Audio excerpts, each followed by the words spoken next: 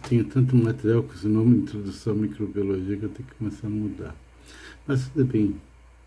Aqui eu tenho um material que é o Google Sites, Introdução à Microbiologia. O ensino não é sobre informação, é sobre ter um relacionamento intelectual honesto com seus alunos. Aqui no aeroporto, em Goiânia, Santa Genoveva, quando a minha filha foi para São Paulo, de lá para Toronto, faz 2 anos, né? Hoje é 16 de setembro. Se não me falha a memória, essa viagem foi dia 17. 2 anos. 17 de setembro. O tempo passa. Tá já um almocinho. Então, aqui a biodiversidade é vasta, complexa e pouco estudada. O número de espécies conhecidas encontra-se na faixa de 1,7 milhões, enquanto o número estimado é de 3 milhões de espécies. Os grupos de organismos mais ricos em espécies são os micro-organismos e os insetos, conforme demonstrado na tabela abaixo. Então, nós conhecemos cerca de 4.000 bactérias. É estimado que exista 1 milhão de bactérias. A gente só conhece 0,4%. Então, o que acontece? É muita coisa aí, ó. Muita, né? Muito micro-organismo aí que de repente, né, pode surgir como a listeriose, que era do gado, e pulou para o ser humano, né?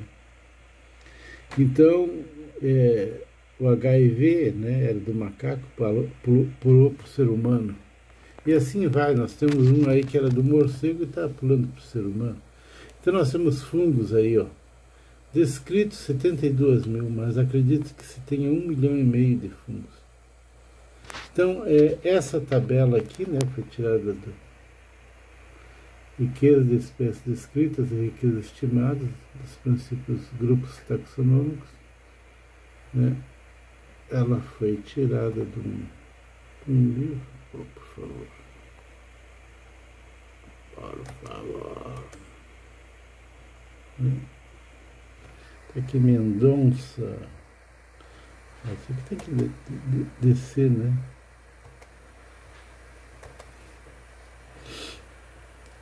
Eu não consigo mostrar para os alunos. Aqui, ó. Mendonça Hagler, tá?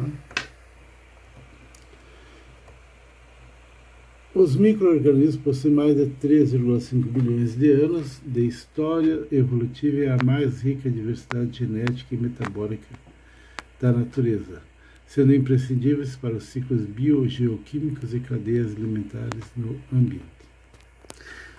Então, o que é um micro-organismo? É um organismo vivo, muito pequeno, para ser visto a olho nu. Deve-se usar um microscópio para observar. Eu fiz umas falas, né? Tem uns vídeos aí sobre isso, característica dos micro-organismos em nossas vidas. Eu fiz um vídeo falando desses 5 itens aqui. Os seres vivos estão pequenos para serem vistos a olho nu. Os micro-organismos são importantes para a manutenção do equilíbrio ecológico na Terra. Alguns micro-organismos vivem em seres vivos e em outros animais e são necessários para a manutenção da saúde desses animais. Alguns micro-organismos são necessários para a produção de alimentos e produtos químicos, e alguns micro-organismos causam doenças. Então, o que é micro-organismo? Do latim, micros, pequeno, bio, vida, logo, ciência. Então, microbiologia é a ciência que estuda os micro-organismos e suas atividades. Essa tabela aqui eu já expliquei em sala de aula, né? As características dos vírus, bactérias, fungos, protozoários, hemiotos e prions. Então tem que ficar ligado, né? Então, nós temos os tipos de micro-organismos, você tem que ler isso, né? Aqui, ó, bactérias são organismos unicelulares com como não possuem núcleos, as células são descritas como procariótica, e as três formas são os bacilos, os cóculos e os espirilos, né? Sabe isso aqui? Ó? Isso aqui são palavras-chave. Bacilos, cóculos e os espirilos. Então, fungos, leveduras, bolores. Os fungos são leveduras e bolores. Possuem células eucarióticas com um núcleo verdadeiro. Muitos fungos são multicelulares. Então, protozoário, o que são os protozoários? Eles são seres eucarióticos, unicelulares. Aí, duas palavras-chave aí.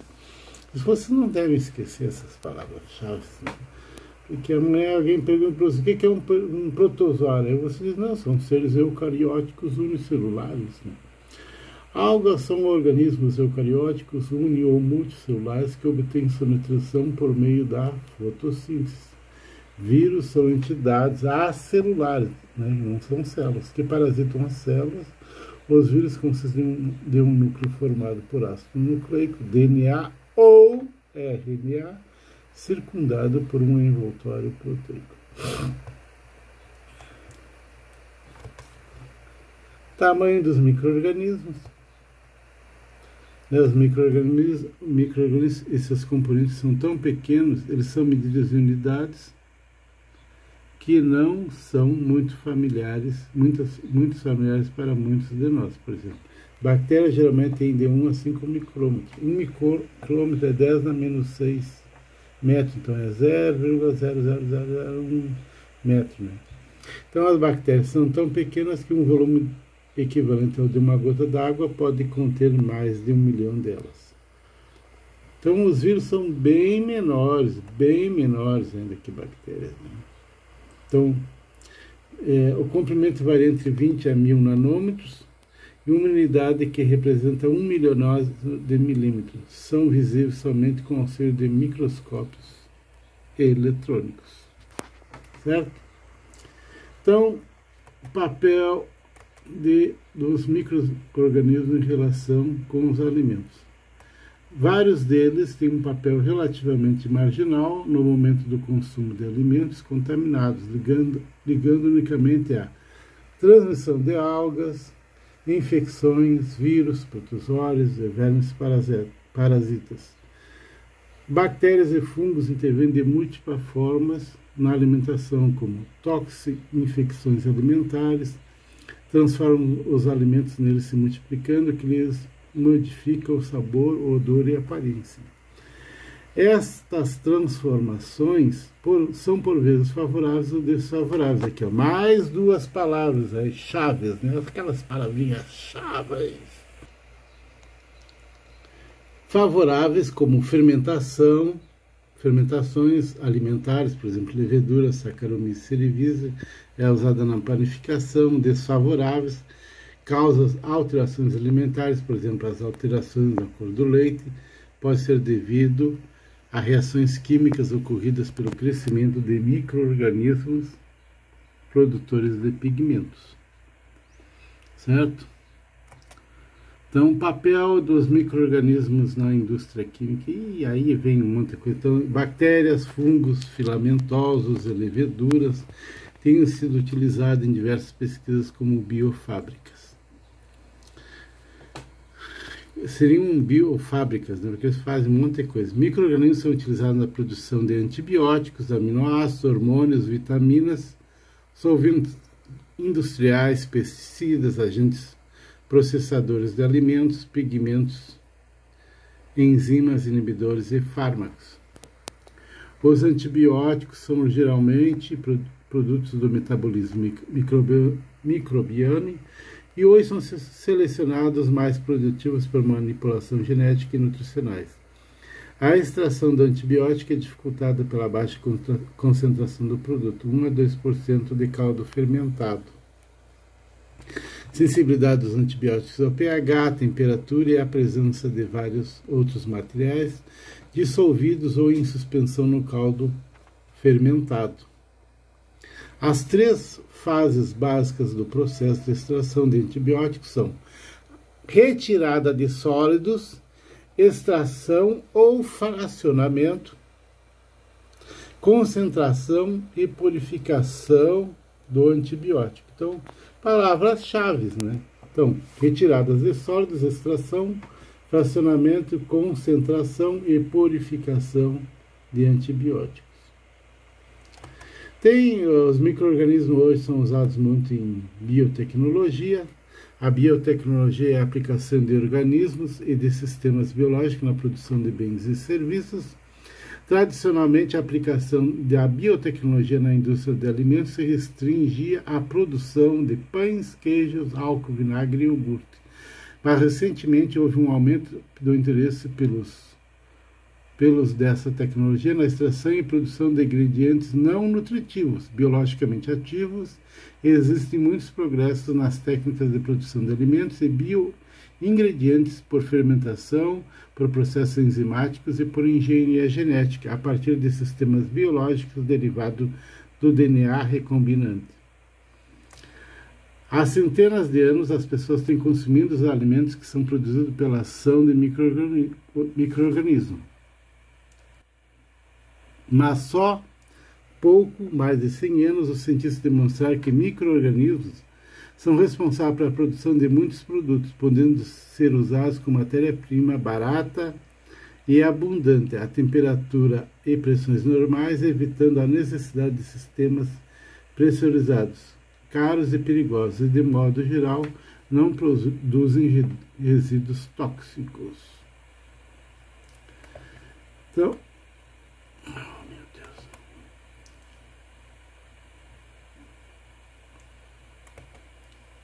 a história da microbiologia.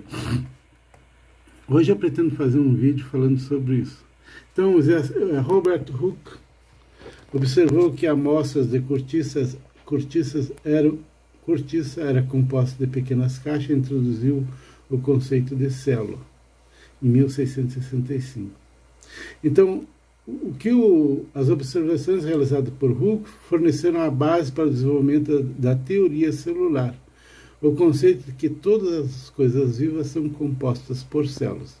Tem Anthony van Leeuwenhoek, meu xará, utilizando um microscópio muito simples, foi o primeiro a observar micro-organismos, 1673. Eu falo nele naqueles vídeos que eu coloquei, já postei, né?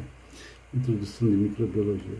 Louis Pasteur demonstrou que os micro-organismos estão presentes no ar e em todos os lugares. Ofereceu provas para a teoria da biogênese em 1861. A teoria é que as células vivas podem originar somente de células pré-existentes.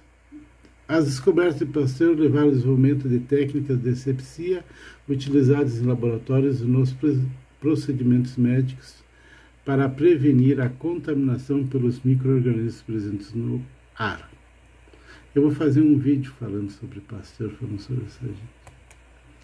Fermentação e pasteurização. Então aqui, Pasteur descobriu que as levaduras fermentam o açúcar a álcool e que as bactérias podem oxidar o álcool ácido acético. Então vocês podem ver que a glicose, a via glicolítica, ela produz ácido pirúvico pela ação das leveduras, mas as bactérias podem pegar esse etanol, né, e transformar em ácido acético, vinagre, né. Um processo também tem a pasteurização, que é um processo de aquecimento denominado pasteurização, é utilizada para matar as bactérias de algumas bebidas alcoólicas e leite. Aqui tem uma foto de... Eu já trabalhei com laticínio grande assim, né, que na produção de queijos, né? Já trabalhei assim com coisas bem grandes desse tipo aí, né? Depois tem que cortar, vem uma máquina, né? Corta, a gente tem que... Já trabalhei com isso aqui e não é fácil, né? A gente se arrebenta, né? Trabalha feito um cavalo. Complicado. Pasteurização do leite na produção de queijos. Então,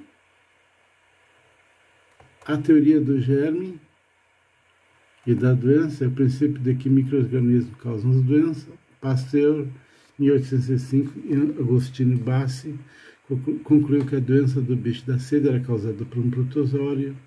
Joseph Lister, ele escutou uma vez a palestra de Pasteur, né, e foi para a Inglaterra. Em 1860, introduziu o uso de um desinfetante para a limpeza das roupas cirúrgicas a fim de controlar as infecções nas pessoas. Robert Koch provou que micro-organismos causam doenças. Ele utilizou uma série de procedimentos chamados de postulado de Koch, 1876, que são utilizados até hoje para provar que um determinado micro-organismo causa uma determinada doença. E aqui temos progressos recentes na microbiologia, né? Então surgiram a bacteriologia, que estuda as bactérias, a micologia, que estuda os fungos, a parasitologia, o estudo dos parasitas e vermes protozoários, a virologia, o estudo científico dos vírus, e o desenvolvimento da tecnologia do DNA recombinante tem promovido avanços em todas as áreas da microbiologia. Então, eu vou postar esse material.